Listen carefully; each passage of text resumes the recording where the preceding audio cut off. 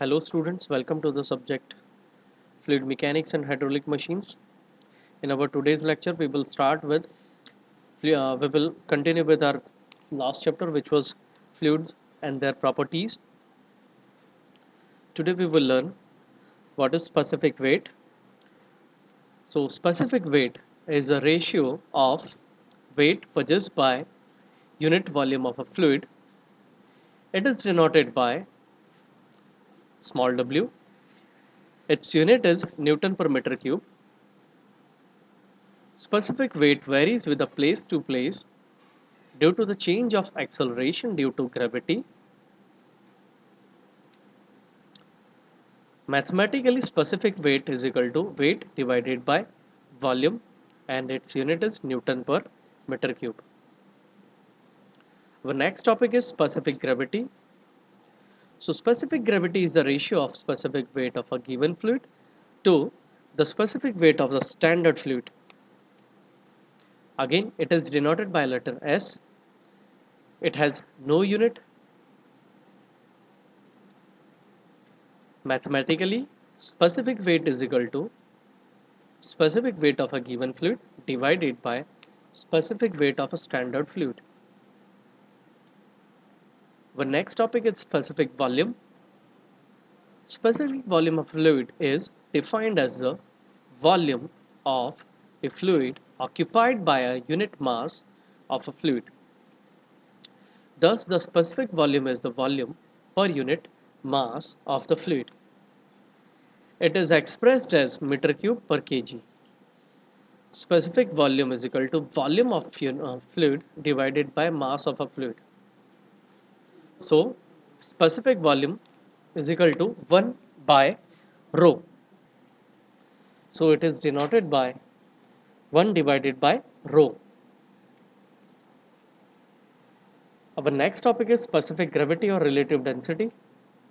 Now, the specific gravity is defined as the ratio of the density or weight density of a fluid to the ratio of the density or weight density of a standard fluid.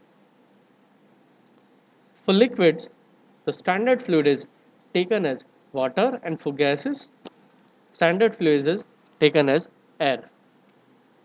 Specific gravity is also called relative density. It is dimensionless quantity and it is denoted by symbol S. So, specific gravity for liquid is equal to weight density of a liquid divided by weight density of a water. For gas, it is weight density of a gas divided by weight density of air. Our next topic is Newton's law of viscosity. It states that the shear stress on a fluid element layer is directly proportional to the rate of shear strain. The constant of proportionality is called the coefficient of viscosity. Mathematically, tau is equal to mu du by dy, where mu is the viscosity, tau is stress, and du by dy is shear strain. Now let us understand the variation of viscosity with temperature. So as we know that the viscosity of a fluid is due to the two contributing force, which is cohesion between the fluid molecules and due to the transfer of the momentum between the molecules. So the mathematical expressions for liquid is given by mu is equal to mu naught into bracket 1 divided by 1 plus alpha bt and plus beta t, where alpha and beta are constant, temperature constants. And for gas, it is denoted by mu is equal to mu naught plus alpha t minus beta t square. Now let us understand the surface tension of liquid droplet. So let us consider a spherical droplet of a liquid having a radius r. On the entire surface of the droplet, the tensile force acts. Now let us consider sigma is surface tension of a liquid, and this pressure P it is the pressure intensity inside the liquid droplet due to the excess of outside pressure, and d becomes the diameter of a droplet. So let cut our droplet into two halves, and let us consider the force acting on the one half, say left half, will be tensile force due to the surface tension, which is given by sigma into circumference, which is sigma into pi d, and on the another side, pressure P, which acts inside the liquid and which acts on the cross section area of droplet. So it is given by pressure intensity into area of liquid droplet. As we know that these two forces are equal and opposite, so let us, under equilibrium condition, let us equate it. So our equation, or the inside pressure, we will get P is equal to 4 sigma divided by D. Now let us see the surface tension on a hollow bubble. So what is hollow bubble? So it is a soap bubble, or let us consider a soap bubble in which is in contact with air, one inside and other outside.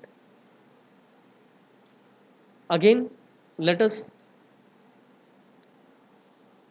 consider the under equilibrium forces.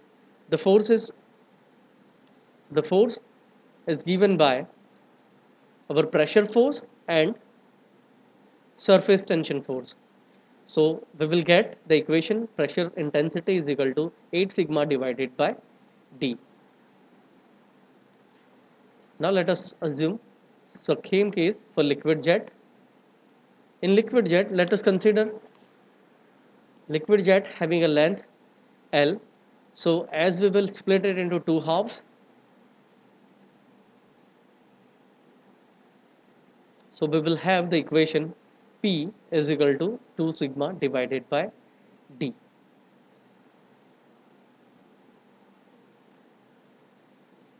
Now we will solve expression for capillary rise. Let us consider a glass tube of a small diameter d opened at both ends and is inserted in a liquid, say water. The liquid will rise in the tube above the label. Let h be the height of a liquid. So under equilibrium condition, weight of the liquid of a height h is balanced by the force at the surface of the liquid in the tube. But the force at the surface of the liquid in the tube is due to the surface tension.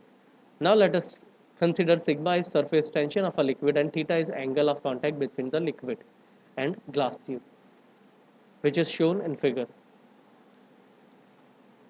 So under the equilibrium condition, weight of a liquid of a height h in a glass tube is given by area into h into rho g, weight. So we will have one equation pi by 4 d square into h into rho g, where sigma rho is equal to density of a liquid, and the vertical component of a surface tensile force is given by sigma into circumference into cos theta, which is sigma into pi d into cos theta. Now let us compare it. So by comparing, we will have the height of a vertical height of a liquid rise, or capillary rise, is given by h is equal to 4 sigma cos theta divided by rho into g into d. If this theta is equals to 0, so the equation reduces to h is equal to 4 sigma divided by rho into g into d. Our next is vapor pressure and cavitation. So what is vapor pressure? So a change from a liquid state to gaseous state is known as vaporization.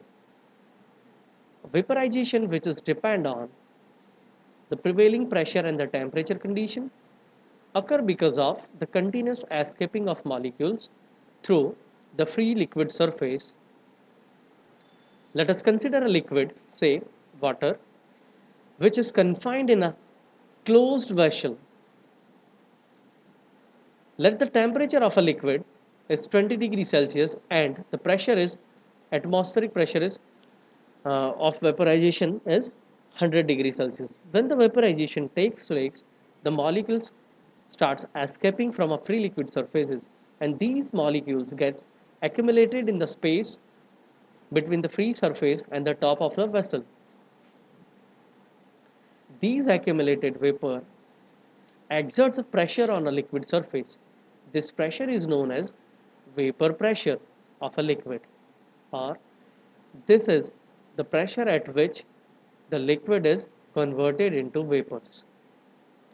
Again, let us consider the same liquid at 20 degrees Celsius at the atmospheric pressure in the closed vessel. If the pressure above the liquid surface is reduced by some means, the boiling temperature will also reduce. So if the pressure is reduced to such an extent that it become equal to or less than the vapor pressure, the boiling will start, though the temperature of a liquid is 20 degrees Celsius.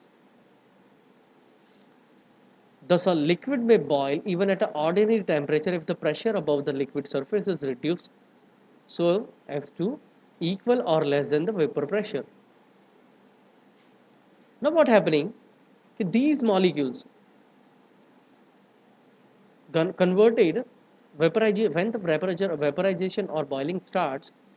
So, at that time, there would be a formation of bubbles. These bubbles carried away at high pressure zone and collapse there, due to which the material boundary adjoining boundaries of that bubble will be get eroded and the cavities are formed. This phenomena is known as cavitation. Thank you for watching.